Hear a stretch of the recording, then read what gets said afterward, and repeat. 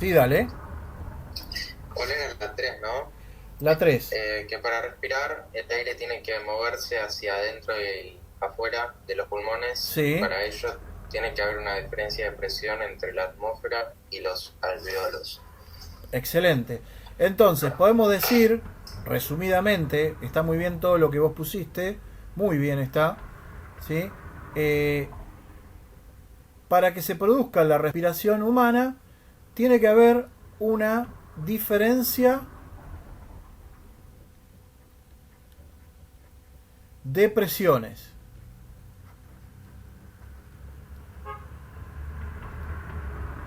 Quiere decir que en algún momento tengo una presión positiva y en otro momento tengo una presión negativa.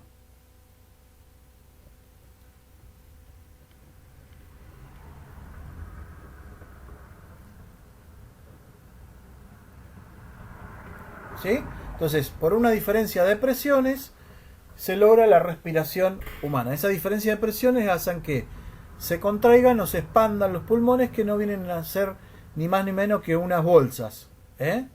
Que al expandirse generan vacío, entra el aire atmosférico, que está a mayor presión, y cuando lo cerramos generamos una presión positiva mayor que la presión atmosférica y el aire sale. El punto 4 dice definir qué tipo de magnitud es la presión. ¿Qué me pueden decir, chicos?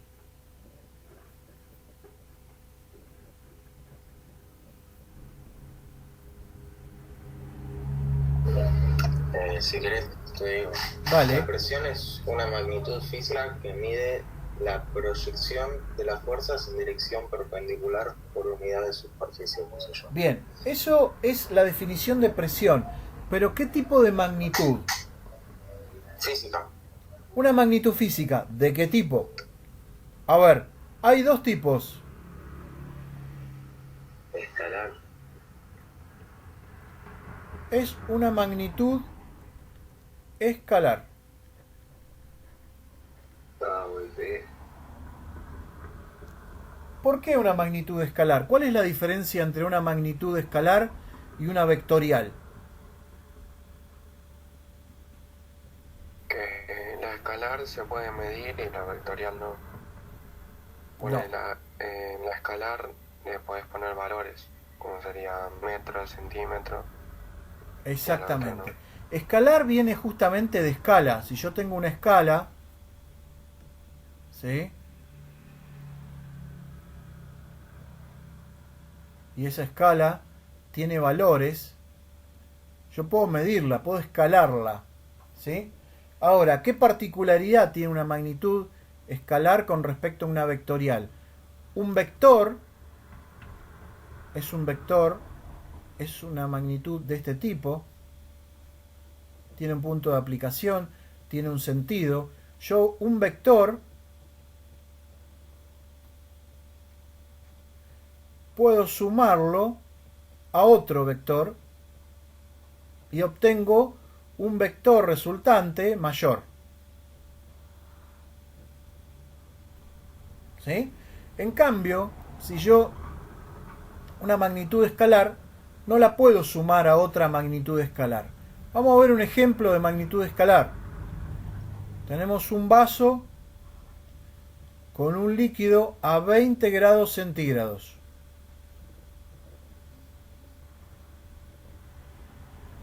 Tengo otro vaso con también el mismo líquido, también a 20 grados, y de pronto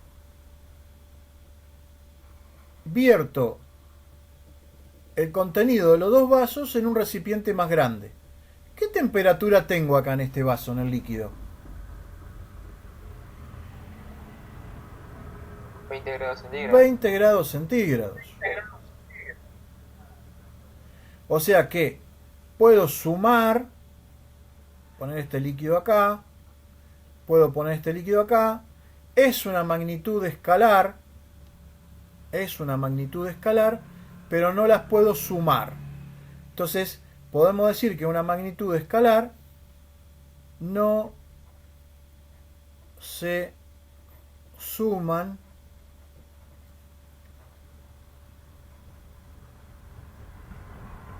vectorialmente.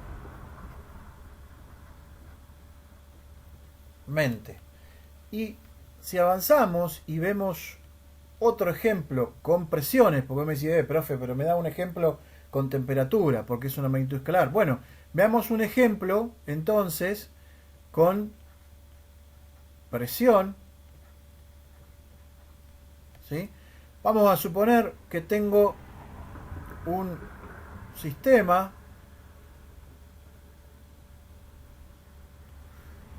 donde tengo un recipiente con presión y tengo una bomba que alimenta este sistema y tiene 10 kilos de presión, ¿sí? Y tengo una segunda bomba que también alimenta el sistema. Entonces a veces funciona una, a veces funcionan las dos, depende, que también genera una fuerza de 10 kilos, por ejemplo, sobre centímetro cuadrado. Las dos, cuando prendo las dos bombas, ¿qué presión tengo acá en este sistema?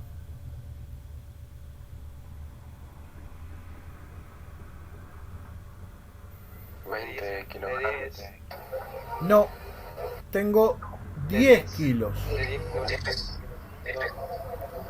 Porque la magnitud, presión, es una magnitud escalar. Y dijimos que ¿qué pasaba con las magnitudes escalares? No las puedo sumar. No se sumaba.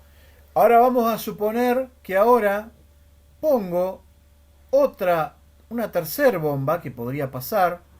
Existen estos sistemas. Y esta bomba genera 15 kilos.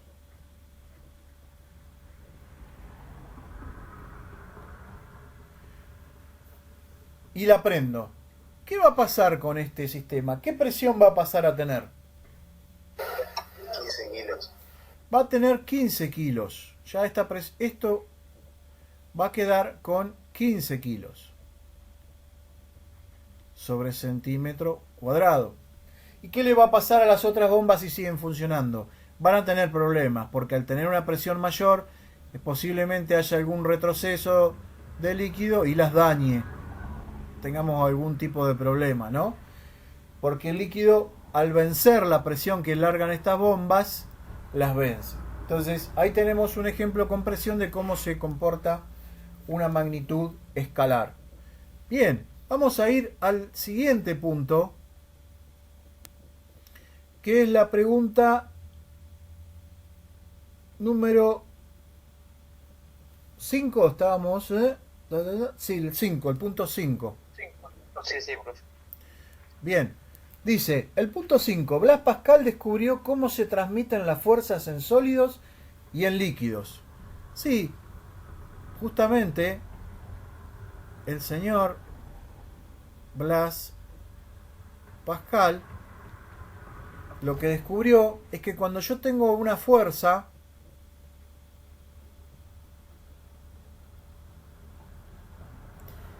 y la hago interactuar con un sólido, por ejemplo una palanca,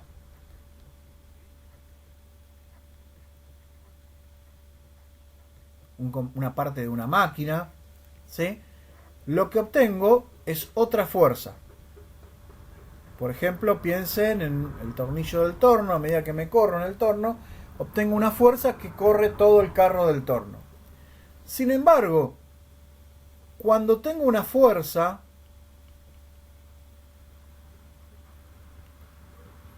y la aplico a un líquido,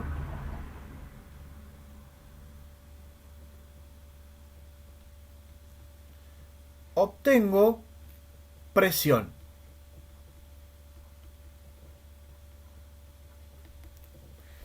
¿Y cómo es esto, profe? Bueno, vos imaginate que te tirás a la pileta de natación y querés como abrazar una masa de agua y empujarla.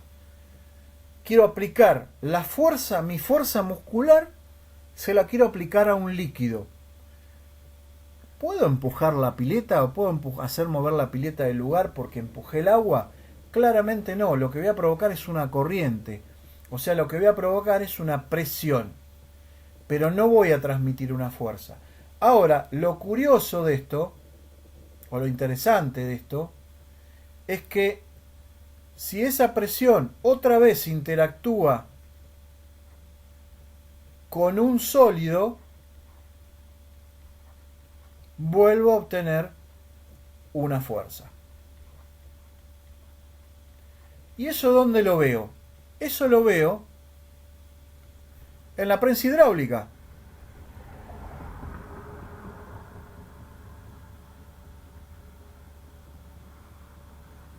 Yo acá tengo un pistón, que es un sólido, que le voy a transmitir una fuerza. Acá tengo un líquido, y este líquido, la fuerza recibida la transforma ¿en qué cosa?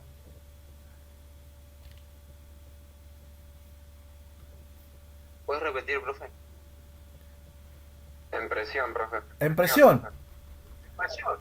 Entonces, la fuerza aplicada a este pistón, que es un sólido, aplicada al líquido, se transmite en forma de presión.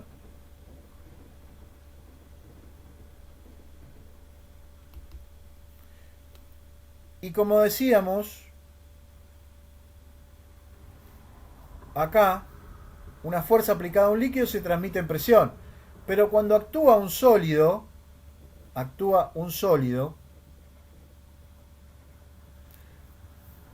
tenemos la particularidad de que vuelvo a transmitirlo como fuerza. Puedo obtener nuevamente una fuerza. Fíjense, esta presión, que es la misma, si yo acá tengo la presión generada a través de la fuerza, si yo acá tengo 5 kilos de presión, acá voy a tener 5 kilos de presión y acá voy a tener 5 kilos de presión.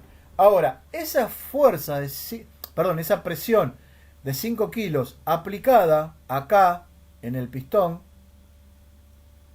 nuevamente lo que produce es una fuerza. ¿Qué va a hacer? Va a mover este pistón. Ahí respondimos la pregunta número 5. La 6 dice, el principio de Pascal define cómo se transmiten... bueno, está repetida. Entonces, la pregunta 6, ahí capaz que quería preguntar algo distinto y lo puse como pregunta. Bueno, entonces, la pregunta 6, la anulo ahí en el... Después lo voy a modificar. Y vamos a la 7. Y dice... ¿Los líquidos son compresibles? ¿Qué opinan ustedes? No, profe. No. Entonces, los líquidos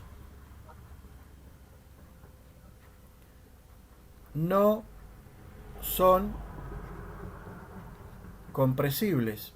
¿Y eso qué consecuencia y que descubrió Pascal directa tiene? Bueno, si vamos a la página anterior, ¿sí?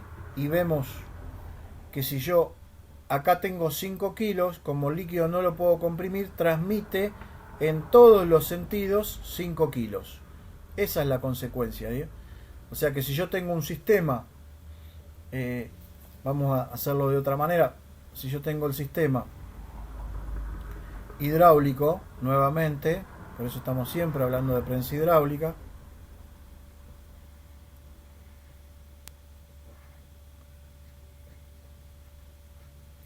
si yo acá genero una presión, la presión generada, vamos a suponer que acá la presión generada es 10 kilos o 10 psi, por ejemplo, que es otra unidad. Acá tengo 10, acá tengo 10 y acá tengo 10. Y lo particular de esa presión es que la voy a encontrar aplicada en todos los sentidos y direcciones con una misma magnitud. En todos lados y en todas las paredes voy a tener 10 psi de presión. Entonces, eso es porque si acá tengo un líquido,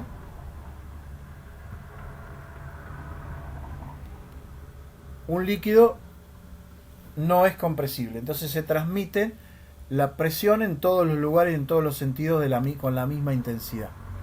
Después vamos a ir a la pregunta 8.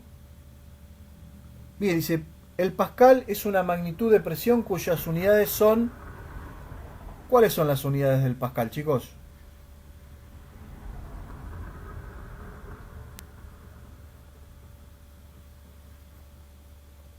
Algo me gustaría que lo resuelvan ustedes.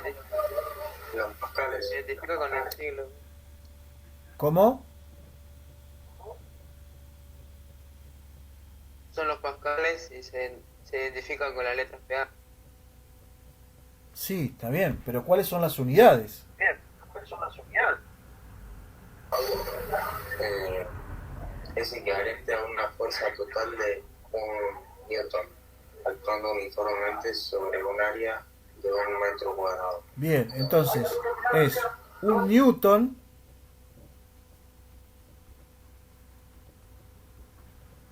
sobre una superficie de 1 metro cuadrado. Las unidades son newton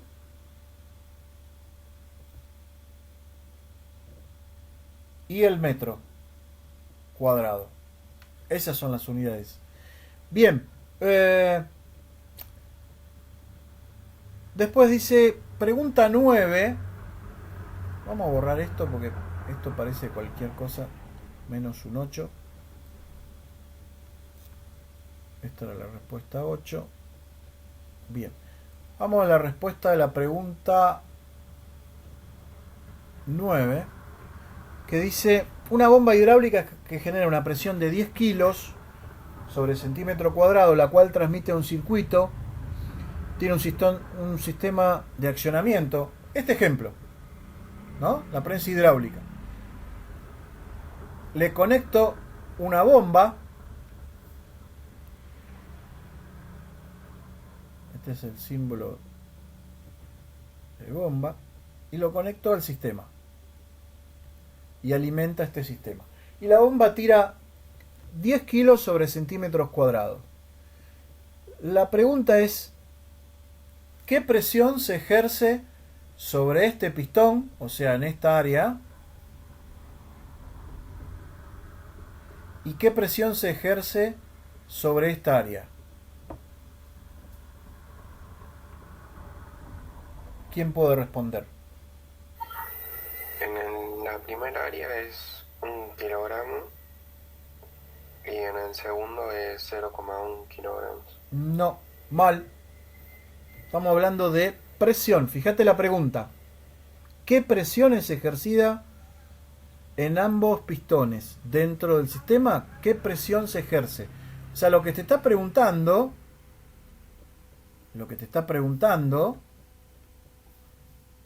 en ese sistema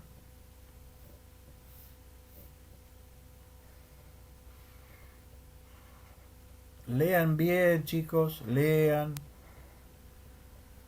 bien, no se apuren a contestar.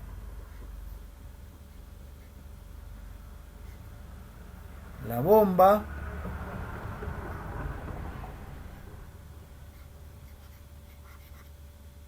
alimenta el sistema y esta bomba produce 10 kilos sobre centímetro cuadrado.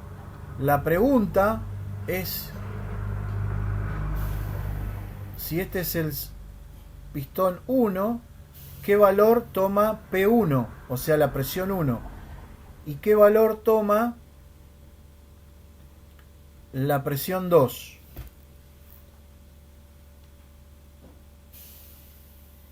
La bomba entrega acá en el sistema 10 kilos. ¿Qué valor de presión toma en el cilindro 1 y qué valor toma en el cilindro 2?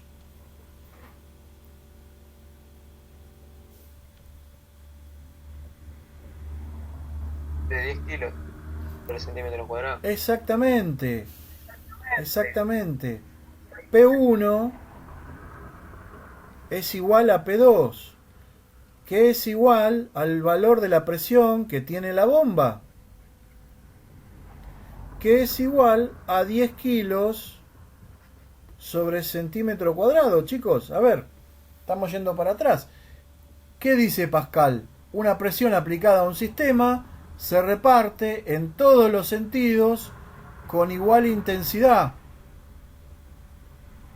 Quiere decir que la bomba está empujando en todos los sentidos 10 kilos. Acá tengo 10 kilos, acá tengo 10 kilos y acá tengo 10 kilos. Lo que me contestó uno de los compañeros es la fuerza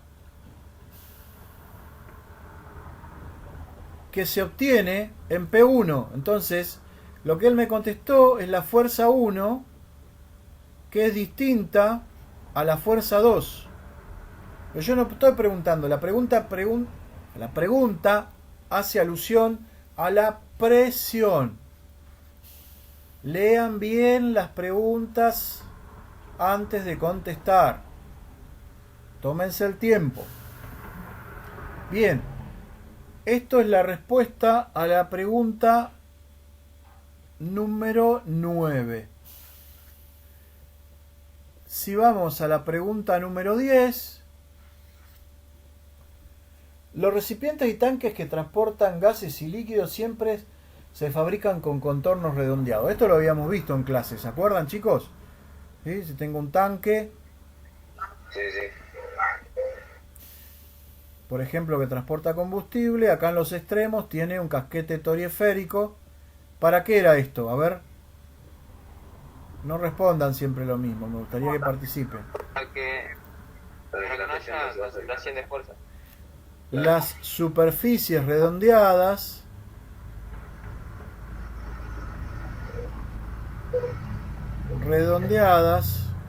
¿qué es lo que hacen? Reparten la presión. Reparten, Las aristas se ejercen más exacto, presiones. reparten presiones.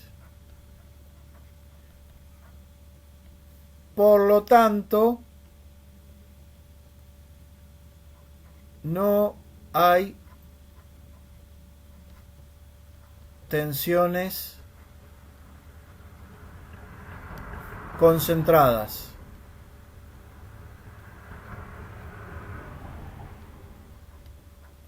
Si yo tengo una batea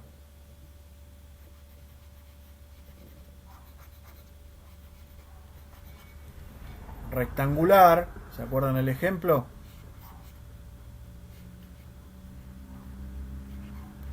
Tengo una batea rectangular y a esto le pongo líquido. ¿Qué va a pasar en estas aristas?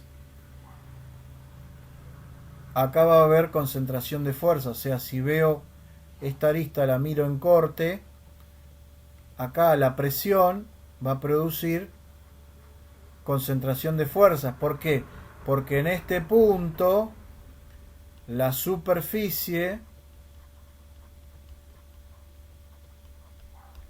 es pequeña. ¿Y qué pasaba con el taco caminando, con el taco aguja caminando arriba de la nieve? ¿Qué pasaba?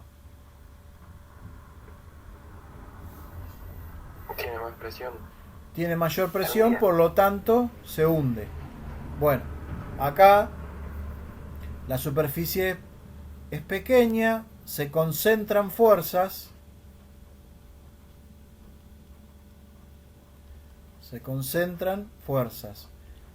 Por lo tanto, tengo